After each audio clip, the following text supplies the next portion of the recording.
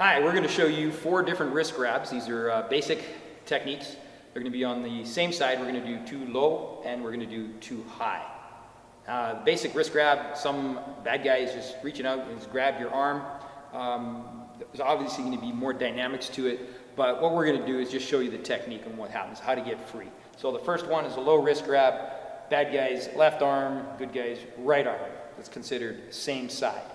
For this one, always remember to shock or distract your opponent. You can do it with kicks, stomps, slaps to the faces, different things like that. The basic release, what we're going to do is make a fist with the hand that's grabbed, grab our own fist, and we're going to roll it over towards the thumb of the bad guy. So I'm going to be rolling it in that direction, and once I get it rolled up a little bit, I'm then going to twist, and as I twist, I'm going to put my body into it to help give me more strength. It's just going to basically open up the hand and cause him to let me go. So, like that. The next one we're going to do is a high wrist grab, very same concept. Thumb is on this side now, so what I'm going to be doing is making my fist, grabbing my fist, and moving in towards his thumb. I'm going to swing it all the way around. You should see it coming out this side here, and then I continue now at this point, moving my body in a little bit for more strength and twisting to get free.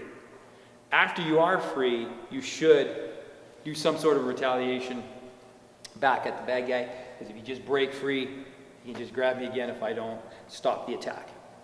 The next one we're going to do is high wrist grab, and I'm going to go into a bit of a lock. So on this one, bad guy's pulling me that way. He's trying to go this way with me. I'm trying to pull back. It's not going to work. Big tug of war. So what we want to do is trap his fingers and his thumb with my hand. And at this point, if he even wants to let go, he can't. He can't open his hand. What I'm going to do at this point, because he's pulling that direction, I'm going to go that way. So all I'm going to do is step in a bit. This elbow, my right elbow, is going to come up, and it's going to lay across his forearm right here. Now, when somebody's pulling you, if he's pulling, if I let go of my resistance, instead of pulling back, I go with him, the arm is going to tend to bend. He's not really expecting to move. He's going to be pulling his arm in. So once I trap and go with it, his elbow's going to bend slightly. That allows me to get my arm across his forearm and put some pressure down, causing pain, causing him to drop down away from the attack. When you do this one, a good shock would be a slap to the face, because I'm reaching up here anyway. But I want to slap to the face, turn my hand over to trap fingers and thumb, then step in, going the other way, driving down on his forearm. Very key point is don't let his fingers go. I've got them trapped on my wrist. If I let them go, the pain will disappear.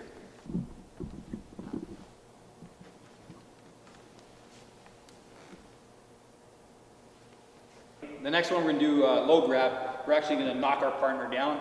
And again, we're using their energy. So because they're pulling us in that direction, we're not going to fight it and go the other way. We're going to agree and say, yeah, let's all go this way.